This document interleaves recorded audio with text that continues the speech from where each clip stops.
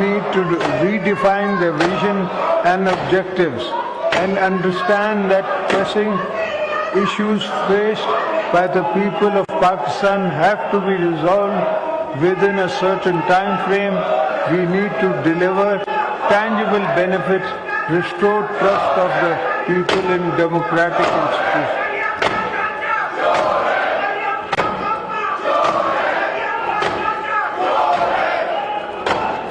Democracy needs and give and take. And what better place to work of collective goals than this Parliament? As elected representatives, your function is role models for the nation. As you go about your parliamentary business, think beyond narrow goals. Think of the unity and consensus our country so desperately needs.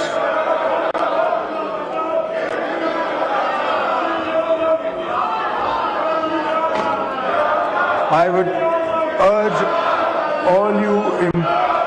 all you to empower our people, make decisions of national importance with consensus, encourage domestic, international investment for economic growth and job creation, foster social economic justice and ensure fairness and transparency in our system.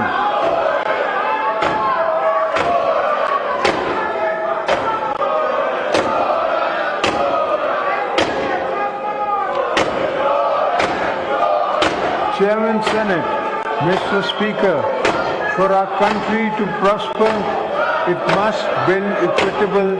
This is going to be a century of many new global changes, and to weather such transitions, we need to ensure that our people, with their different regions and resources, are on board of national development. It is my firm belief that a strong Pakistan is one where fruits of progress and development are equally shared by all its provinces and citizens.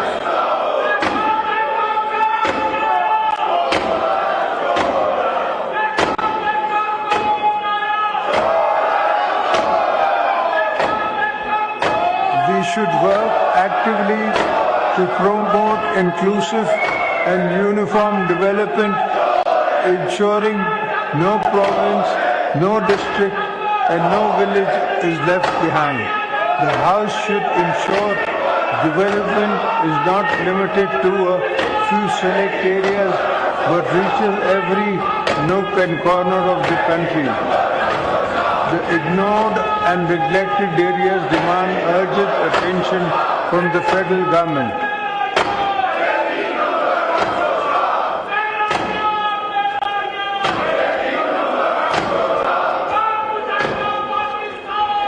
We also need investments in infrastructure, education, healthcare, and economic opportunities to address the sense of deprivation.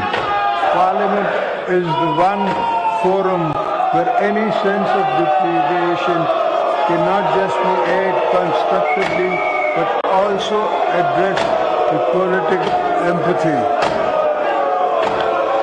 By the executive branch, that is the test of real statecraft.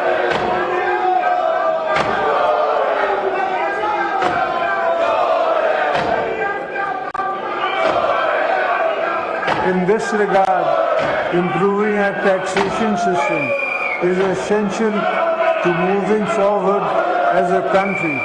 We must reform and expand our tax net, not overburdening those who already contribute, but by ensuring that every eligible taxpayer participates in nation building.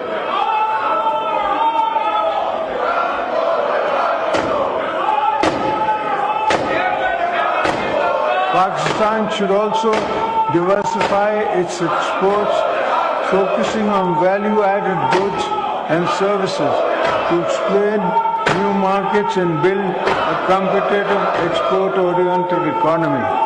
We need to make our IT industry a key driver of economic growth. We should focus on building digital and information highways, investing in IT parks, enhancing internet accessibility and speed, and supporting the growth of our technology-driven economy.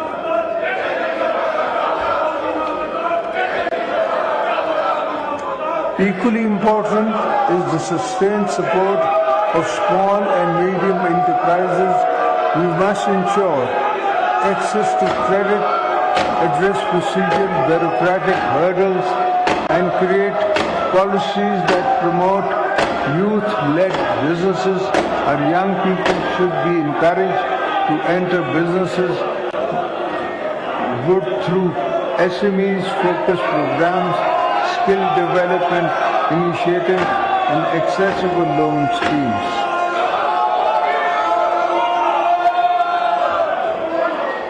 In order to achieve these objectives, I would like to urge the House to play its role to increase the ease on doing business.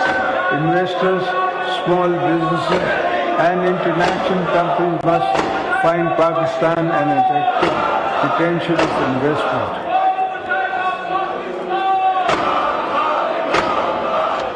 Honorable members, today the common man, the laborers, and the salaried class are facing serious economic hardships. Our citizens are burdened by inflation, high prices of essential items, and rising energy costs. As we approach the next budget, I urge this Parliament and the government to provide real relief to the people.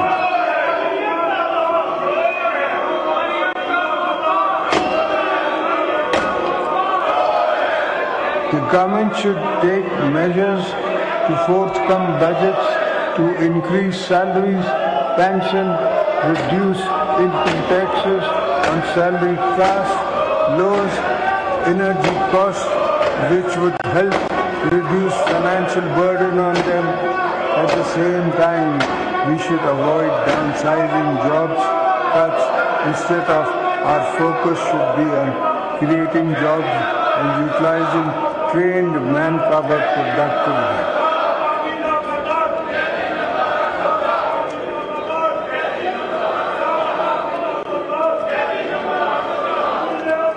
Ladies and gentlemen, women constitute almost 50% of the country's population, but they are underrepresented in every aspect of life. It is essential to empower them for enhancing their representation in various sectors.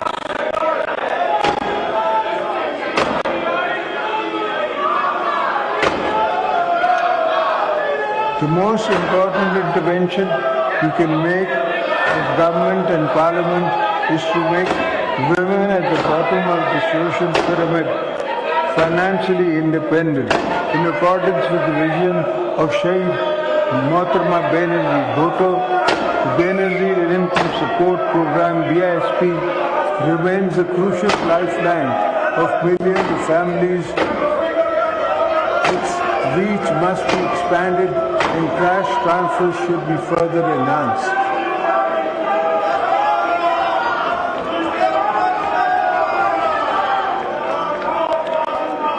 Young people make up a huge proportion of our current demographics.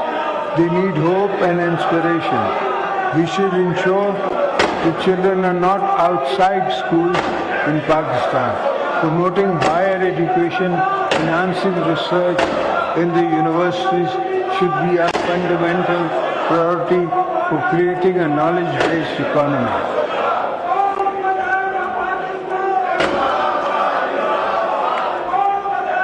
I urge the federal and provincial governments to increase allocation for education sector in the upcoming budget on micro level and to also provide more opportunities through scholarships and financial assistance programs.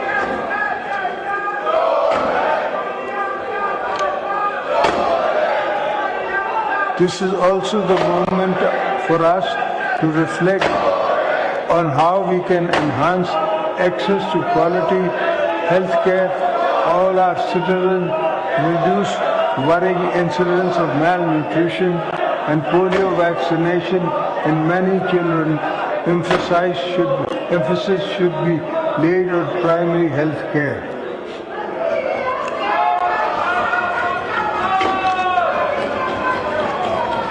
Respectable parliamentarians, I believe that domestic and regional conservative is a fundamental to prosperous Pakistan. We need a strong, efficient transport infrastructure, road networks and modernized railways. Gilgit-Baltistan and Balochistan require a special attention in terms of connectivity and development, as these regions are Pakistan's strategic frontier. They are vital to our national economy. This will not only lower poverty, but also stimulate the economy with the new job skills and markets.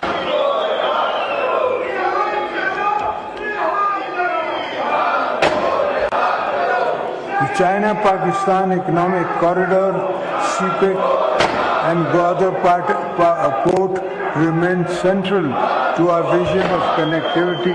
These projects must fully realize so that Pakistan can serve as a gateway to international trade, linking Central Asia, South Asia, and Middle East.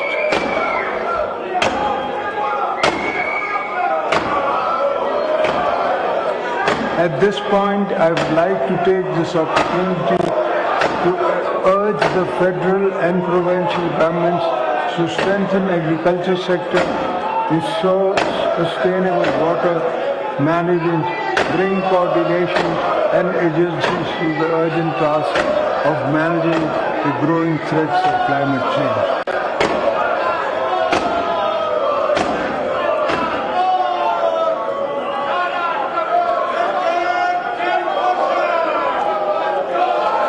I say this because agriculture is a key pillar of our economy, and it is imperative that we modernize this sector by adopting new farming techniques, developing better seeds, investing in agricultural research and development, creating more jobs by making land more productive.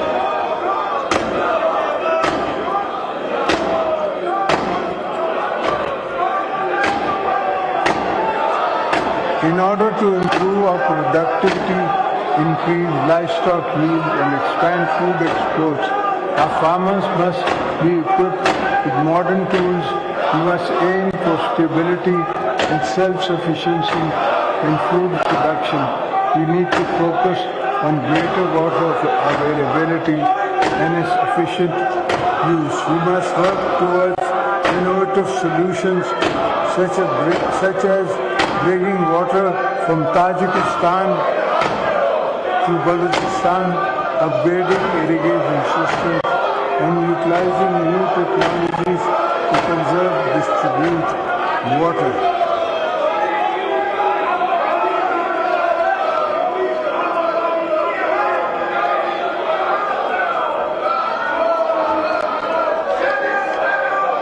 Our fisheries and livestock sectors have immense potential. Pakistan's rivers, lakes and coastal areas hold untapped opportunities for fisheries. Commercial cattle farming can open new avenues for employment and export. I urge the government to play its role in providing incentives, training and support to our youth to make this industry a vital part of our economic future. I would like to urge the government to seek greater cooperation in our exchange with China in this regard.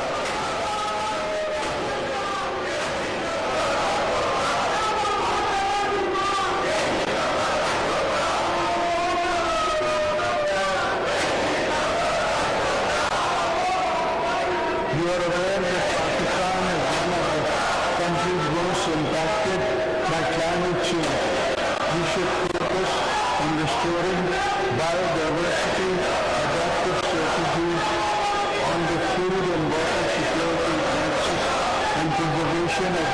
economic system.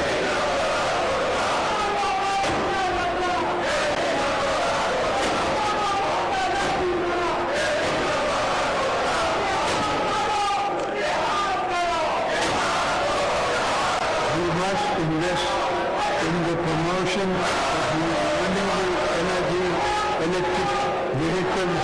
We must also focus on recharging our wetlands and rivers so that they emerge pollution free, and because once again, the lifeline for livelihood and rich marine ecosystem.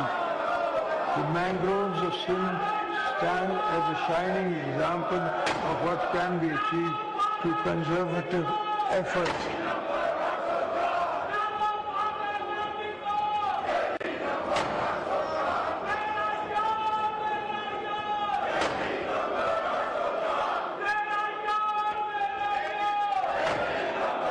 I am glad to share that in Sindh we have planted 2 billion mangroves, which have also earned Sindh government a substantial finance through carbon credits.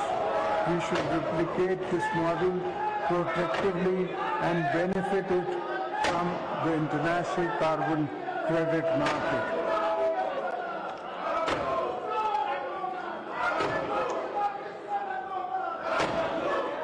Members of the Parliament, we view the current internal and external security challenges which need to further strengthen our security capabilities and enhance capacity for our law enforcement agencies to effectively deal with menace of terrorism. Parliament needs to play a role in building a consensus to tackle extremist ideologies as well as militancy that supports such violence.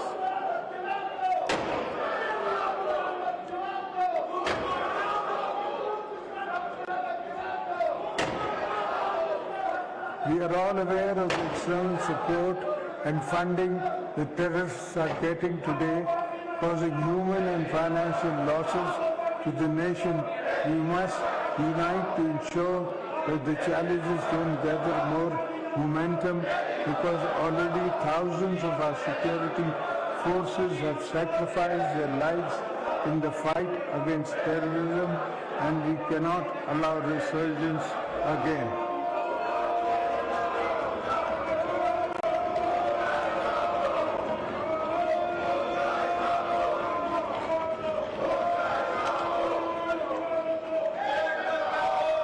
I want to assure you that we are committed to eradication of the menace with the support of the nation and the brave armed forces.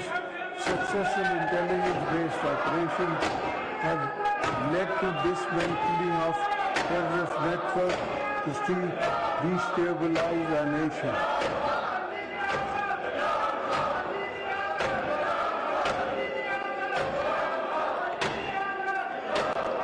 The entire nation is proud of its security forces and pays rich tribute to their bravery and dedication and countless sacrifices they have made in the service to the country.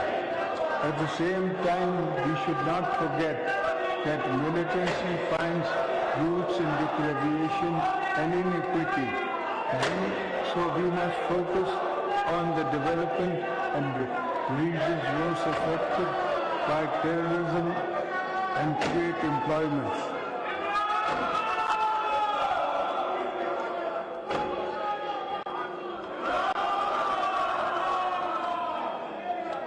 Outside our borders, the world is in a different stages of transition.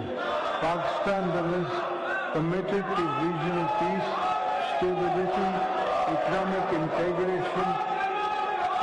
Our foreign policy will always be guided by national interest, international cooperation, and principles of sovereignty, mutual respect.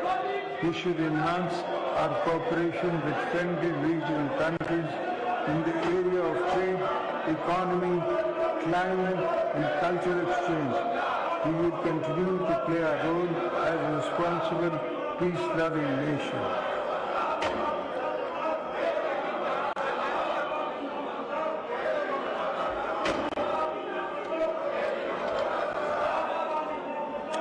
Our time-tested relationship with China remains a cornerstone to our diplomacy. We will continue to further strengthen economic and strategic ties with Beijing. We will further cement our all-weather strategic cooperation partnership with China and continue to support the One China policy. During my recent visit to China, I had fruitful discussions with Chinese leadership while inviting them to make more investment in CPEC to improve regional and economic integration.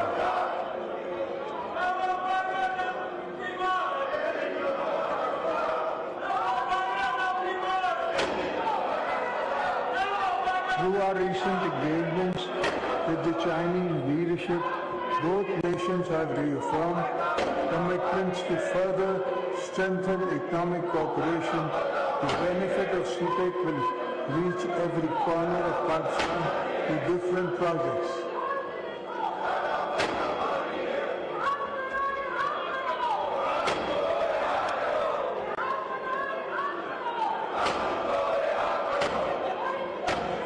We deeply appreciate the support of our trusted friend Saudi Arabia, the United Arab Emirates, Turkey, and others who have stood by us in times of economic challenges. We are committed to further strengthening our long-standing historic, cultural, and economic ties with the friendly nations of the Gulf and Central Asia, as well as the European Union, the United Kingdom, and the United States of America.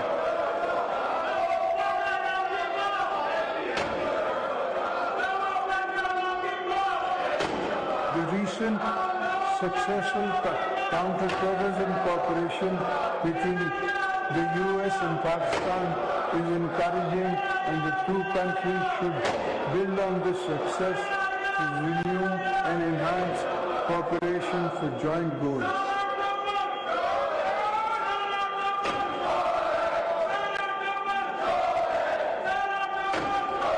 Honorable members, the fate of two of our brothers and sisters in Indian illegally occupied Jammu and Kashmir remains of great concern for the entire nation. The people of Kashmir have been suffering for decades under unjust occupation, oppression, and brutal human rights violations. Of Indian regimes, Pakistan will always stand by them in the struggle of self-determination.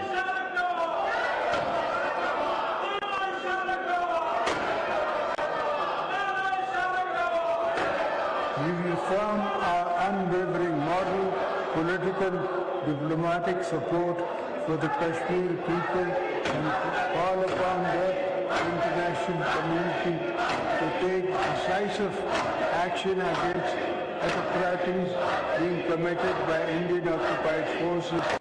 The voice of oppression will not be silenced. Pakistan will continue to raise this issue at every international forum.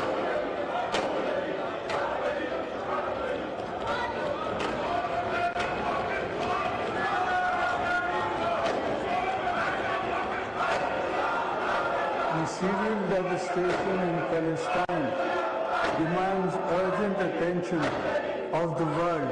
The Palestinian people continue to endure violence, displacement, ethnic cleansing, and oppression at the hands of Israel's security forces.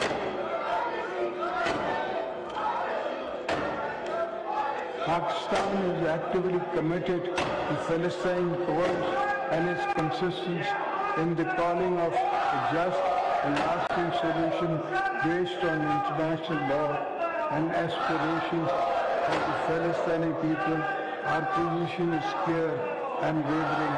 the establishment of an independent and sovereign Palestinian state with Al-Qudus al-Sharif as its capital is essential for lasting peace in the region.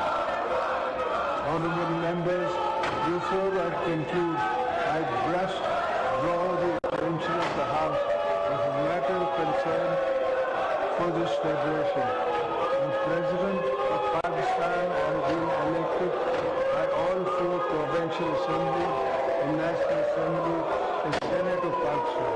In the Constitution framework, it is my duty to represent the Federation.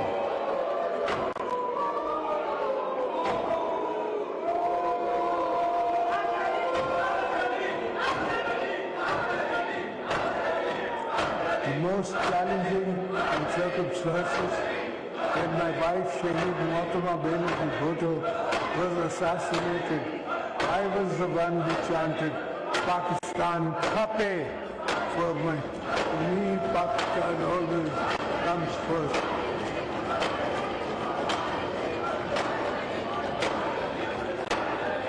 It is therefore my constitutional duty as your President, my personal obligation as a patriotic Pakistani to caution the House and the government that some of your unilateral policies are causing grave strain on the Federation.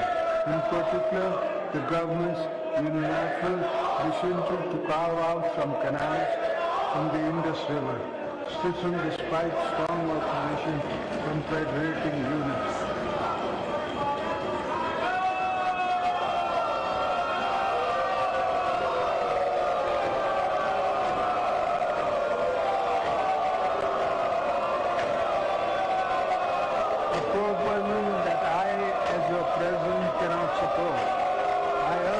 Government to abandon this correct proposal and work together with the stakeholders to come up with a viable, sustainable solution based on unanimous consensus among the federating units.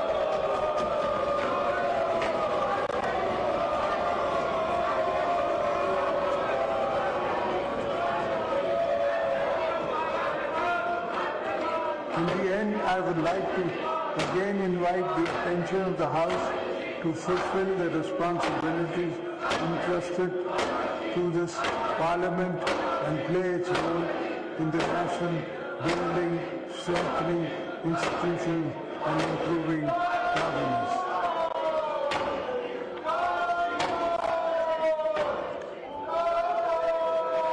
Let us put national interests supreme. Set aside personal and political differences. Let us work together to revive our economy, strengthen our democracy, and uphold the rule of law.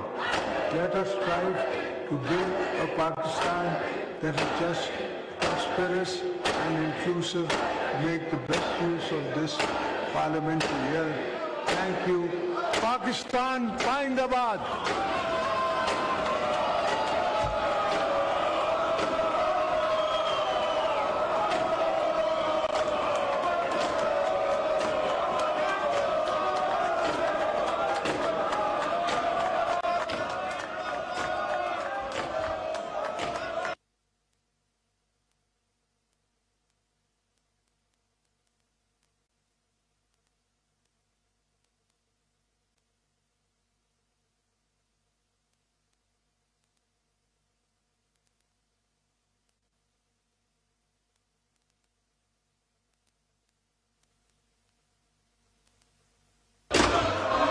Thank you, Mr. President.